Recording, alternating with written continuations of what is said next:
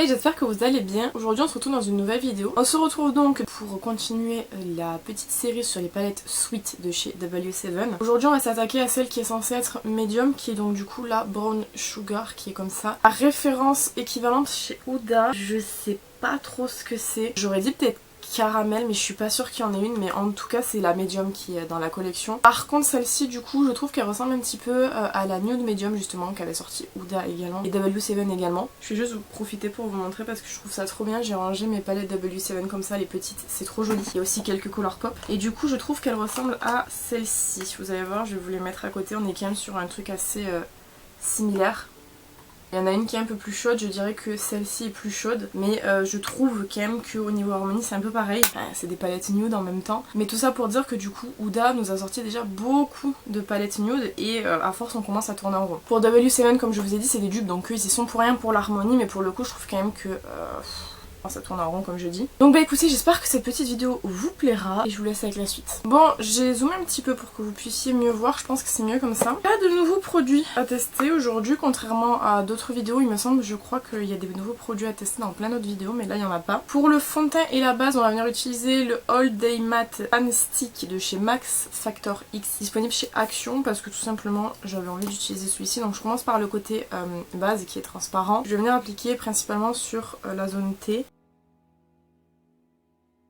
Et ensuite je viens l'estomper au doigt. Hier je me suis attaquée au montage de la vidéo Lady que vous avez déjà vu du coup. Et justement j'utilisais ce fond de teint, je disais que j'étais sûre qu'il allait pas être assez matifiant sur la journée. Je vous ai pas fait de retour encore dans la vidéo je crois il me semble. Donc pour vous faire un retour ici rapidement, c'était pas assez mat, je le savais. Je vais mettre le côté fond de teint, je vais d'abord appliquer un peu partout, j'aimerais dégrader après. Je vais bien essayer de dégrader entièrement à l'éponge, la première fois je l'ai fait au pinceau, je vais voir si ça fonctionne.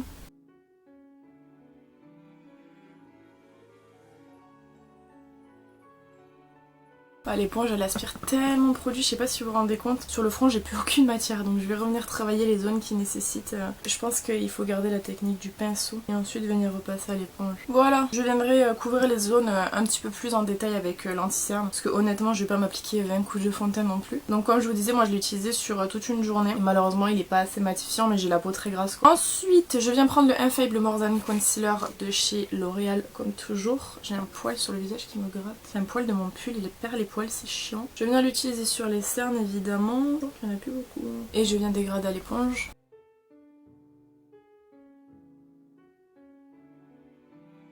Pour la poudre, je vais venir poudrer avec la poudre Lovely, c'est la HD Loose Powder. Je vous en ai déjà parlé plusieurs fois, je l'ai beaucoup utilisée pour les tutoriels précédents. J'ai oublié d'aller récupérer ma houppette à Lindelberg, donc je prends une autre houppette, c'est pas grave. Et on va venir tout poudrer. Pour la poudre on est bon, je vais aller nettoyer mes lèvres et je vais boire mon petit café et je vous reprends juste après. Donc on s'était arrêté au bronzer. Bronzer contour, je prends le Fake Up contour, je crois qu'il s'appelle de chez McQueen, qui est comme ça, toujours à panne, toujours pas pané. Mais bon on va essayer encore. J'ai l'impression que la matière est infinie, c'est terrible. Je vais en mettre un petit peu sur le nez aussi. J'avais commandé un set de nouveaux pinceaux, j'y pense parce que je viens de les recevoir hier et je voulais vous les montrer. Je pense que je les retrouverai pas tous. Mais en gros ils sont comme ça. Je crois qu'il y en avait 6, là j'en ai 5. Ou il y en avait 5 peut-être. Donc ils sont comme ça. Ils sont de chez OVW, je vous en parle tout le temps de leurs pinceaux. Ils sont hyper bien. J'ai payé les 5 dans les 6 €. Et en termes de qualité ils sont vraiment très bien. J'y pense parce que je l'ai utilisé pour le contour du nez. Et du coup je viens estomper avec un pinceau plus gros. Bah écoutez, toujours pas de panne aujourd'hui. Hein. Peut-être un jour on arrivera à le panne. Je le prendrai pour le make-up de demain, on verra. Pour le blush j'ai pris le Xixi Milky. La référence c'est la 03 je crois il me semble. C'est une référence qui est assez chaude, c'est pour ça justement que je l'ai pris, qui est un peu comme ça. Mais en même temps d'être chaud c'est pas non plus le truc qui vient entièrement recouvrir le teint en mode on voit que ça quoi. Faudra que je lave mes pinceaux teint aussi, ce serait bien. Donc j'en prélève un petit peu et je viens l'appliquer. Voilà, c'est un blush qui, comme je vous dis, est quand même présent, mais il vient pas saturer le teint, quoi. Il vient juste donner un petit côté blushé, quoi, au make-up. Il est très joli, je l'aime vraiment bien. Les blushs Xixi comme ça, je vous en ai déjà parlé, notamment de l'autre que j'ai qui est un peu plus rosé, enfin qui est même très plus rosé. Ils sont vraiment très bien pour le prix, je crois que je les ai payés, il me semble 3 € unité ou 4 €. Et c'est des dupes de la collaboration qu'il y a eu entre Etude House et je sais plus qui pour leur collection du Nouvel An lunaire de l'année du bœuf. Donc c'était il y a 2 ans, il me semble. Pour l'highlighter, le Huda Moji. je veux le pan aussi, donc on va voir aujourd'hui si on peut le pan. Ce qui est terrible avec le Huda Moji, c'est que vraiment pour le coup c'était vraiment un highlighter qui était pas mal bombé et qui maintenant est creusé quoi, mais pareil que bronzer, je comprends pas, c'est infini. Et au même titre que le bronzer Sixy, je vous l'ai pas dit, ça vient d'AliExpress et pour le coup vous voyez qu'on peut avoir de très bons produits sur AliExpress. Alors je dis pas que la compo est bonne, faites pas dire ce que j'ai pas dit, je dis pas que la compo est bonne, mais en tout cas en termes de qualité c'est vraiment hyper bien. Et on n'a pas de panne. Petit coup de spray fixateur, j'ai pris le Catrice Active Performance Freezing Spray, voilà, qui est hydratant, c'est pas un matifiant. Et c'est celui que j'utilise en ce moment, donc bah écoutez on va prendre celui-ci. Je le dis à chaque fois, mais ce que j'apprécie beaucoup dans ce spray fixateur là, c'est qu'en fait vous avez pas d'alcool, donc du coup pour les gens qui ont les yeux sensibles comme moi, bah vous aurez pas de problème avec ce genre de spray là, contrairement à d'autres que j'ai pu présenter sur la chaîne qui contiennent de l'alcool et qui du coup moi me brûlent les yeux très rapidement quoi. On est très proche, vraiment. On va passer au sourcil. Attendez, je passe un petit coup sur mon miroir parce que le spray fixateur toujours là ça colle. De toute façon je sais pas pourquoi je fais durer le suspense, hein, pour les sourcils c'est toujours pareil, le crayon Pony Effect. Je viens brosser quand même mes sourcils avant. J'ai testé il y a quelques jours le Brow Freeze, je crois que c'est le nom de Anastasia que Chanez m'a envoyé. Et j'aime vraiment bien. Typiquement en fait, moi qui ai testé du coup le Pony Effect, je peux vous dire que c'est, je pense, un dupe.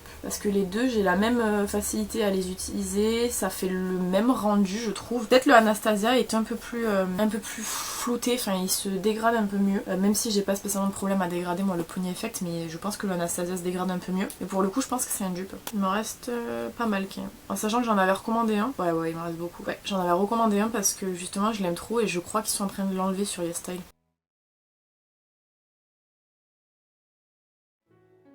On viendra nettoyer la zone juste ici après. Je sais pas s'il y a des teintes pour nettoyer, mais je dois en avoir en mono. Petit coup de Brow Perfect de chez Cien, qui est mon fixateur préféré pour les sourcils. J'ai testé récemment le Brow Wiz. Non, pas le Brow Wiz. Le Brow quelque chose de chez Benefit, je sais plus comment il s'appelle. J'aime bien, mais celui-là est tout aussi bien. Des sourcils on flic, c'est bon. Là je viens prendre un fard à paupières mono parce que je pense que dans la palette le seul nude là il est beaucoup trop foncé, c'est même sûr. Donc je vais juste venir nettoyer un petit peu mon sourcil avec la teinte numéro 10 de chez Kiko. C'est de la gamme Smart, c'est leur gamme pas trop chère là comme ça. En fait ça va juste venir me permettre de clean le sourcil. Donc je prends le pinceau que j'ai utilisé pour le contouring, peu importe le contouring du nez. On va venir juste clean un petit peu. Vraiment les pinceaux OVW je vous assure, foncez. Vraiment, je vanne même pas. Ils sont tellement bien. Enfin, je vois que je me suis fait chier à acheter des pinceaux Sigma. J'en ai un que j'ai acheté il y a quelques années. Oh, il y a plus de 10 ans quand même. Il a hyper mal vieilli, il a perdu ses poils et tout. Bon, il a une forme qui est bien pour le creux de paupière, mais de base la forme n'est pas du tout comme ça. Je m'étais fait chier, je l'avais payé, je sais plus, 15 € le pinceau. Très cher pour un pinceau, 15 €. Vous avez tout un set chez OVW. Et on voit même plus que c'est un Sigma, enfin bref. Alors je vais venir appliquer de la base. Je le fais pas systématiquement, je vais être honnête, mais là je vais utiliser la base P. Louise pour venir en fait intensifier les teintes parce que bon, même si c'est des teintes quand même qui sont assez foncées, on est sur du médium je dirais en termes de teinte, j'ai envie d'utiliser de la base aujourd'hui. Là je vais pouvoir utiliser aussi le pinceau OVW, celui-là je l'ai pas encore testé, je vais voir ce qu'il donne.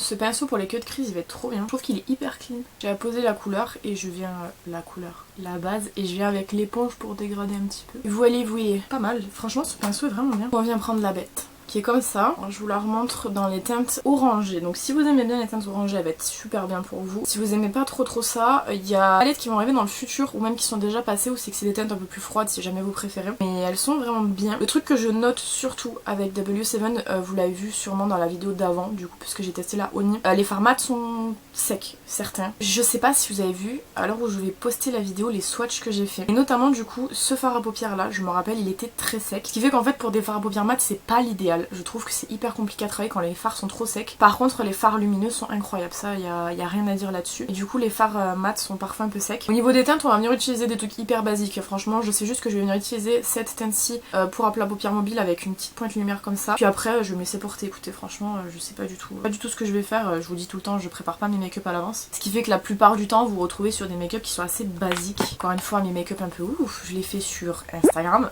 Je vais reprendre la série Pokémon, j'ai hyper hâte de finir en fait tout ce que j'ai à faire pour décembre. Reprendre la série Pokémon, j'ai trop d'inspi. Mais du coup l'intérêt c'est juste de venir tester la palette et de voir la qualité, vous proposer un maquillage pour que vous puissiez vous-même voir la qualité. Pas là pour vous apprendre non plus à faire des dingueries, enfin moi je suis pas make-up artiste, hein.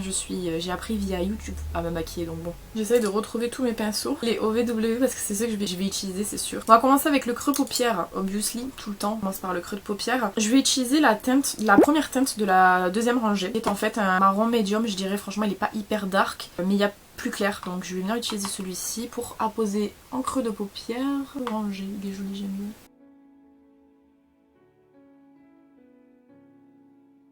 Je crois que je vais faire que complimenter ces pinceaux, mais je vous jure, ce pinceau là je l'avais en version classique qu'ils ont sorti en version classique quoi. J'ai un peu la flemme de chercher, mais c'est le même sauf que le manche est noir. Il est trop bien, trop précis et tout, j'adore. Je pense que je vais pas en revenir des pinceaux, je vais faire qu'en parler. Voilà, donc dans l'idée c'est juste faire un arc de cercle et je viens quand même rentrer vers l'intérieur de la paupière, je viens pas fermer. Et ensuite je viens prendre du coup la teinte du milieu sur la dernière rangée, un peu plus claire et je dirais un peu plus chaude, et je vais venir dégrader les bords en tapotant. Hyper agréable à travailler, franchement pour le coup. Je trouve pas qu'en aplat paupières mobile, enfin en tout cas au travail sur les yeux, soit si sec que ça, vous voyez c'est pigmenté et ça se dégrade très très bien. Je prends un gros pinceau sans matière juste pour venir estomper un peu les bords, juste je passe comme ça. Ça va juste venir dégrader un petit peu, mais en vrai je trouve quand même que ça se dégrade pas mal tout seul, franchement pas mal nice. Je reprends mon tout petit pinceau que j'ai pris, le tout premier, et en fait je vais venir juste ajouter un petit peu plus d'orangé et donc du coup je prends la dernière teinte de la première rangée qui est un orange et je vais venir le mettre comme en creux pour venir rajouter un peu d'orangé parce que j'ai bien envie de rajouter un peu d'orange.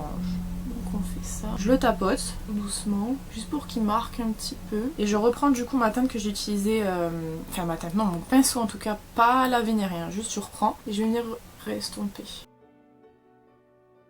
C'est un petit peu comme raviver, je sais pas si vous vous rendez compte, je pense un petit peu que ça se voit, mais j'aime bien comme ça. Voilà, comme ça c'est bien nice. Donc on va venir faire maintenant la paupière mobile. Donc pour la paupière mobile, je vous l'ai dit tout à l'heure, on va prendre du coup le premier fard de la dernière rangée. C'est un marron, close-up vous le verrez pas. C'est un marron avec des nacres dorées à l'intérieur, donc il se voyait en fait évidemment quand j'ai acheté la palette. Aujourd'hui ça se voit moins, forcément parce que j'ai fait swatch et tout. Je vais venir l'appliquer sur ma paupière mobile, donc je le prends au doigt et je l'applique. C'est un fard qui est crémeux, mais si vous voulez de l'intensité, il va falloir mouiller votre fard. Je suis pas une très grande fan du fait de mouiller les fards, je l'ai fait dans différentes tutoriels que vous avez vus. C'est vraiment parce que j'avais pas le choix, parce qu'en fait je trouve que ça cristallise les fards et c'est chiant. Moi ce que je fais en général quand c'est des fards à paupières comme ça qui ont besoin d'un peu plus de travail pour faire un impact lumière, je viens juste en appliquer plusieurs fois. Je superpose les couches. Je donne quelque chose comme ça, vous voyez, donc ça peut être plus intense si jamais vous venez, comme je vous dis, utiliser un spray, donc un spray d'eau, un spray fixateur, peu importe. Comme je vous dis, ça a tendance à cristalliser les fards et moi je suis pas très fan des fards cristallisés, après c'est chiant et tout, donc voilà. J'aime bien un peu comme ça, mais comme je vous ai dit, moi il me faut quand même que ce soit un peu plus lumineux parce que c'est un peu terne, c'est très foncé et tout. Donc on va venir utiliser la première teinte de la première rangée. Alors par contre, il me semble, je suis quasiment sûre, que c'est un topper. Donc il est très très beau. Donc à prélever au doigt et en fait ça va juste venir rajouter, c'est pas une couleur en soi, c'est juste un truc qu'on vient appliquer en général par-dessus notre teinte pour la twister un petit peu. Là ça la rend plus claire, vous allez voir la différence quand je vous montrerai les deux yeux. Mais les toppers je trouve ça hyper sympa en vrai. Au tout départ j'aimais pas trop. J'ai déjà dit plein de fois que j'aimais pas les toppers parce qu'en fait ça sert à rien, mais ça permet en fait de twister juste les teintes, je trouve ça intéressant. Là vous voyez c'est plus clair ici qu'ici, moi j'aime bien. Après c'est pas, enfin disons que c'est dommage pour les gens qui aiment bien l'intensité et tout, les toppers c'est pas le plus intéressant. Disons que c'est sympa pour les gens qui aiment bien custom leur couleur en fait, pas les gens qui préfèrent des trucs déjà faits. Ça vous permet en fait de vraiment modifier la couleur et de l'intensifier de la façon que vous voulez en fait, voilà tout simplement. Ce qui donne un petit truc comme ça. Toujours une lingette à proximité quand vous travaillez le matin. Et on va faire du coup le ras de cils inférieur. Donc pour le ras de cils inférieur, je viens reprendre du coup la première teinte qu'on a utilisée, qui est du coup la première teinte de la deuxième rangée, le marron médium, que je viens appliquer en ras de cils tout simplement. Comme ceci. Et je viens reprendre du coup la teinte, deuxième teinte de la troisième rangée. Je vais venir l'utiliser pour dégrader tout simplement. Je trouve que ça manque d'un point lumière. Le problème c'est que des points lumière là dans la palette, pour en avoir un, ça va être compliqué. Franchement je vous mens pas. Ça va pas être bien mais il y a pas trop de lumineux. C'est pareil chez Huda. Donc il va falloir que je me farfouille un petit peu ou alors j'utilise mon highlighter. Donc je prends l'highlighter Huda Mouji, je prends un pinceau propre et je viens prélever, puis je viens déposer du coup là, cette zone-ci. Je sais même plus comment ça s'appelle, c'est fou. Des fois je suis en train de vous faire des vidéos et je me rappelle plus comment ça s'appelle les zones de mes yeux, de mon visage interne. Voilà, ça s'appelle le coin interne. Ben écoutez, le travail des yeux, je pensais que c'est bon. Je viens prendre la dernière teinte de la palette, qui est donc du coup le marron le plus foncé en étant mat. Et je vais faire un faux liner, parce que j'aime trop faire des faux liners. Ça attire mon regard, et moi j'aime bien les regards étirés quoi. Donc on va faire un faux liner. La teinte n'est pas assez foncée, mais en même temps, j'aime bien quand même quand c'est léger. Et là c'est léger, j'aime bien. On va laisser comme ça, parce que c'est pas le faux liner qui se voit beaucoup. Ça se voit un petit peu, j'aime bien. On va laisser comme ça de toute façon, c'est mon make-up. Donc pour la palette, c'est bon. Je viens de me taper le coude. Chanter la Marseillaise un petit peu. Prends le crayon Col Kajal 11 Brown de chez Sienne que vous trouvez chez Lidl. Et je vais venir l'appliquer en muqueuse inférieure. Peut-être en muqueuse supérieure aussi, je sais pas, on verra. Bon, j'ai mis en muqueuse supérieure aussi, je crois. Alors, je mets mon crayon, je le mets en bas, ensuite je mets à l'intérieur de mon œil, je ferme l'œil et je fais comme ça. Donc je crois qu'il y en a en haut. Je pense, normalement oui. Et donc on va venir appliquer le mascara. Et si vous avez suivi mes autres vidéos, la série depuis le premier, l'orgasmique de chez Martine, je le trouve incroyable. J'ai pas testé le bleu encore. Je vous l'ai dit, il faut que je teste le bleu, mais genre je veux le tester en vidéo. Pour l'instant la vidéo n'est pas prévue. Parce que bon, j'avais tout un planning déjà qui était prêt. Alors j'ai trop hâte de le tester parce que déjà là celui-là je le trouve trop bien. Et j'ai trop envie de tester l'argenté aussi parce que l'argenté il a l'air dingue, franchement. J'ai pas testé la technique du sèche-cheveux avec ce mascara, mais alors ça doit être une dinguerie. Je peux pas aller la tester aujourd'hui parce que du coup quand je filme c'est pas hyper pratique vu que moi mon sèche-cheveux est dans la salle de bain et tout, je me déplace et tout comme c'est installé et tout, bon c'est chiant. Je testerai juste par intrigue de voir ce que ça peut donner parce que là déjà tout seul il est incroyable, mais alors avec la technique du sèche-cheveux à mon avis c'est... Oh. Oh, regardez-moi ça, mais je vous jure franchement je suis déçue parce que j'ai fait déjà 5 montages je crois à l'heure actuelle et je suis déçue parce que ça se voit pas en caméra à quel point il est beau, genre vraiment à quel point il déploie les cils et tout. Je sais pas pourquoi parce que dans la vraie vie ça se voit vraiment, en fait c'est comme la caméra pour de vrai, c'est genre le truc le plus gros arnaque du monde, on dirait qu'on a la police alors que pas du tout. On est très blanc, la ring light, et en plus de ça ça me met pas les vrais résultats, j'ai trop le seum franchement. Bref on continue, sinon faut que je move après. Donc pour les lèvres je vais mettre, franchement je sais pas lequel mettre, ça c'est la couleur du lipstick et ça c'est les crayons autour. Crème brûlée je pense que ça va être le mieux, mais on va faire crème brûlée, on va voir. Donc je prends crème brûlée, je range Rusty Rose, on va tester crème brûlée. Il y a un lipstick, c'est un que Chanel m'a envoyé, il s'appelle Cachemire. Et alors par contre il y a le ça là qui s'est cassé. Je crois, il me semble que sur cette gamme de lipstick Révolution ils ont eu problème avec quasiment tous. Je sais pas pourquoi. J'essaierai de le recoller pour voir, mais écoutez. Donc c'est une teinte claire que je vais mettre.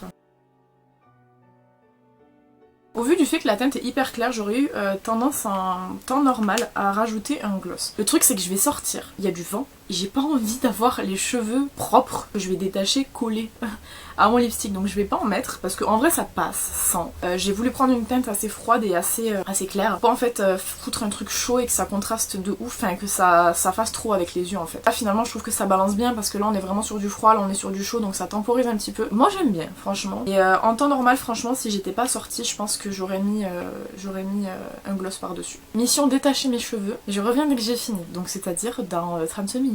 Bon voici donc le rendu avec la petite palette Brown Sugar de chez W7 comme vous voulez. Pour le coup je suis assez fan du make-up, moi en règle générale j'aime quand même bien les make-up qui sont très chauds. Je suis un peu moins fan des teintes froides, même si c'est vrai que ces derniers temps j'ai pas mal utilisé des teintes froides. Je vous ai notamment proposé un maquillage avec la Cool Down, qui est une palette hyper froide, et je vous ai dit un truc qui est réel, c'est que je l'ai beaucoup utilisé. C'est vrai que temps normal je suis plus teint shot quand même. D'ailleurs j'ai vu qu'il y avait le cold make-up qui était à la mode. C'était genre le make-up que je faisais depuis septembre je crois, donc rendez les titres. Globalement ce que j'aurais à dire c'est que je la trouve de très bonne qualité. Finalement je me suis assez trompée sur le travail des fards mat. Au swatch je l'ai trouvé très compliqué, très sec, très difficile, et au final en travail paupières j'ai pas eu de soucis, donc tant mieux, j'ai envie de vous dire, c'est mieux quand ça se passe comme ça que l'inverse. Et pour le coup non, j'ai trouvé qu'elle était très agréable à travailler, le make-up il est vraiment pas mal, pas non plus le make-up que vous allez voir genre dans les comptes de make-up artistes ou quoi, mais c'est pas non plus ce que je fais.